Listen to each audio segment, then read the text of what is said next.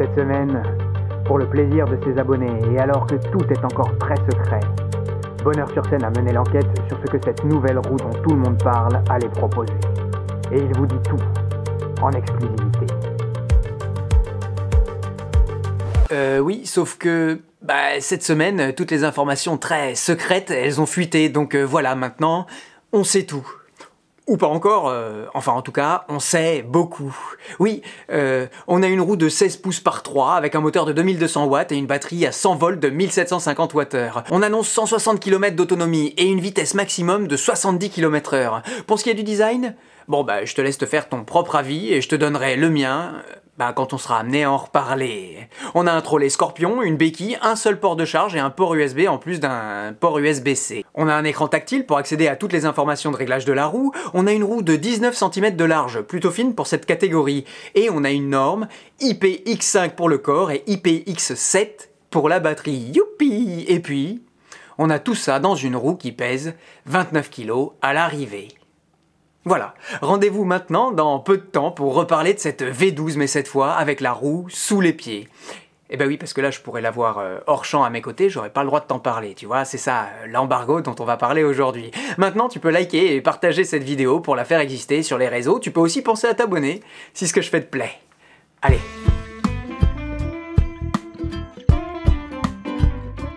Post-scriptum.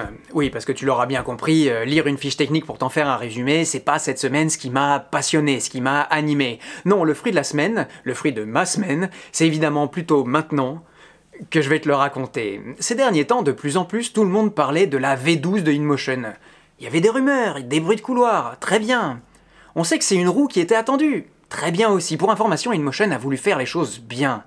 Et prendre son temps pour révéler cette nouvelle roue. Depuis quelques semaines, il commençait à envoyer des prototypes pour qu'ils soient testés et avoir des retours pour pouvoir, à partir de ces retours, améliorer le produit fini. InMotion, il faut quand même le noter, c'est le seul fabricant qui prend la peine de faire de la communication autour de ses produits. Les autres, pour le moment, ils fabriquent et ils vendent, c'est tout. InMotion, en plus, ils prennent le parti d'envoyer des prototypes à des utilisateurs pour prendre en compte des améliorations pour les produits à leur sortie. Finalement, s'il y a un problème à gérer pour InMotion, en France en tout cas, et c'est le même depuis des années, c'est bien la façon dont les produits sont distribués. Dimanche soir, donc, puisque je t'ai dit que j'allais te parler de ma semaine, je vois, sûrement comme toi, des posts de youtubeurs, d'instagrammeurs français sur le sujet. Des posts qui font monter la sauce, des posts qui nous mettent la puce à l'oreille, et qui mettent la puce à l'oreille de certains sur le modèle qui devrait arriver. Moi-même, je joue là-dessus, mais comme je crois savoir qu'InMotion ne veut pas vraiment qu'on parle du sujet, j'ai choisi d'en rigoler. Mais la sauce a continué à monter. Lundi passe, chacun fait ses activités, et lundi soir arrive. Moi, je parlais tranquillement avec des copains, et soudain, qu'est-ce qu'on voit arriver ?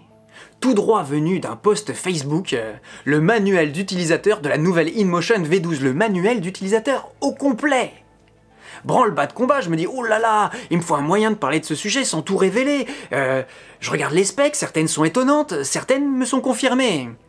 Les leaks, je sais que ça existe dans le monde des téléphones, des drones. En fait, les leaks, ça existe dans tous les marchés. Et lundi, c'est le monde de la roue qui s'y collait. Finalement, on peut aussi le prendre comme une bonne nouvelle.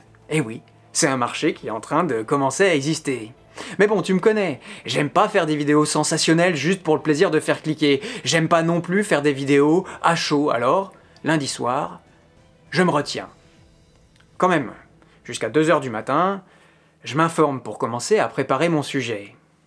Mardi, je me lève, un peu fatigué, la nuit a été courte et un peu compliquée, et je tombe nez à nez avec le teaser officiel de InMotion Global sur leur chaîne YouTube. Je vois aussi les posts de ceux qui sont, eux, précipités, tant mieux pour eux, de ceux qui s'engouffrent dans la brèche pour commenter, et je me dis que j'ai bien fait, moi, de mon côté, de patienter. Mardi, donc, je me dis, mais c'est pas possible.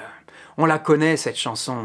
Ce leak-là, c'est organisé, c'est une machination des fabricants pour nous faire espérer. Et je continue de me renseigner, et je redécouvre l'existence de la dopamine dans notre cerveau. Oui, tu vas croire que ça n'a rien à voir, mais attends de savoir ce que c'est. La molécule de la récompense, oui, qui nous rend accros et qui fait qu'on a du mal à patienter. La molécule qui fait que les marketeurs du monde entier nous tiennent par la tête pour nous manipuler, à grand renfort de storytelling et de petites infos savamment distillées.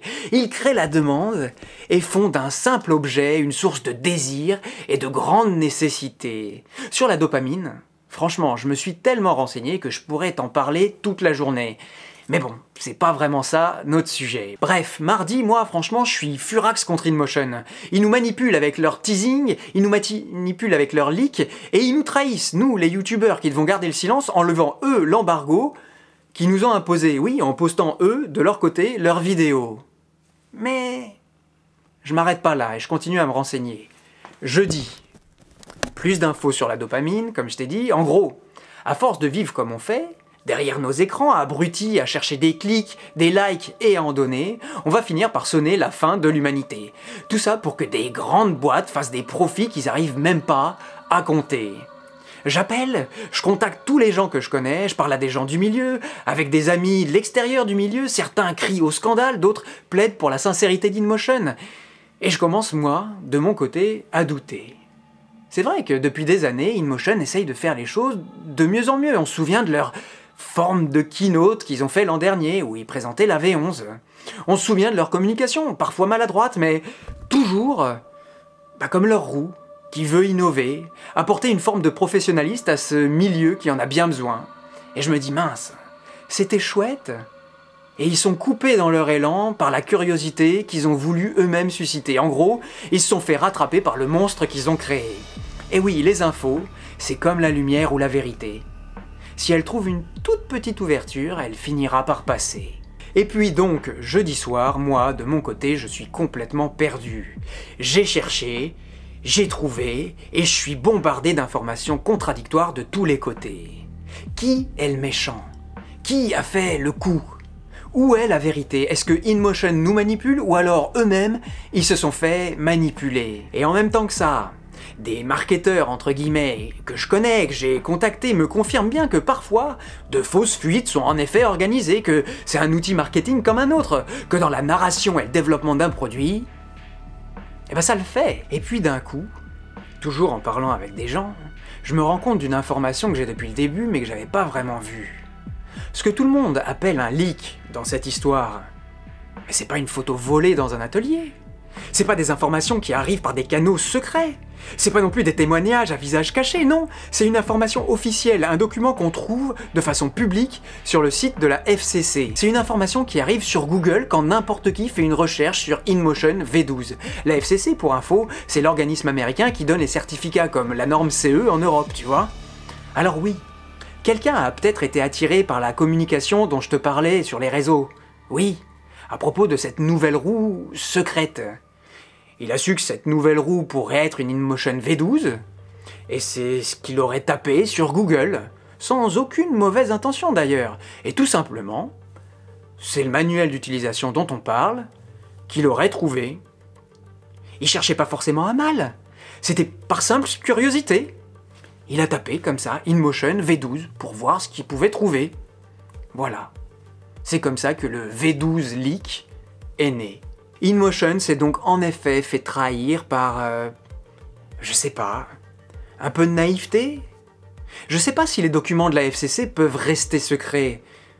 Je sais pas comment font les autres sociétés. Ce qui est sûr, et j'en étais dans mon récit à vendredi, le jour où j'ai réalisé que tout ce tintouin, ça fait pas forcément du bien à notre milieu, à notre marché, à notre communauté. Que ça fait simplement parler. Oui, tout ça, ce serait parti d'une personne curieuse et spontanée, mais au final, on parle d'un truc que personne ne connaît. On tire des conclusions, on fait beaucoup parler, mais pas vraiment avancer. Le lancement d'un produit, pour un fabricant, je vais pas te l'apprendre, c'est essentiel. Et il y a quand même un truc étonnant. C'est qu'à chaque fois, InMotion, bien qu'ils soient très motivés, ils essuient les plâtres, et à chaque fois, le lancement de leur produit, il est un peu altéré. On se souvient du fiasco du lancement de la V11 l'an dernier, en France en tout cas, où on avait des vidéos, mais sinon aucune info sur son sujet, sur sa distribution, sur sa disponibilité, sur sa date de sortie même. Et là, cette année avec la V12, on s'oriente un peu vers la même chose. Alors pour conclure maintenant, j'aimerais dire une chose si tu me le permets. La V12, en effet, elle est annoncée. Les spécifications maintenant, on les connaît. Mais pour le moment, InMotion travaille simplement à essayer de faire un bel objet. Et pour le moment encore, soyons clairs, cet objet n'est pas prêt. Alors comme on dit chez moi, laissons InMotion faire son travail. Dès qu'on aura de plus amples informations, croyez bien que vous en serez les premiers informés. Pour le moment, laissons un tout petit peu la dopamine de côté. Soyons pas curieux de choses qui n'ont rien à nous apporter. Si on a déjà une roue, qu'à cela ne tienne. Allons rouler parce que le bonheur, c'est là qu'il est.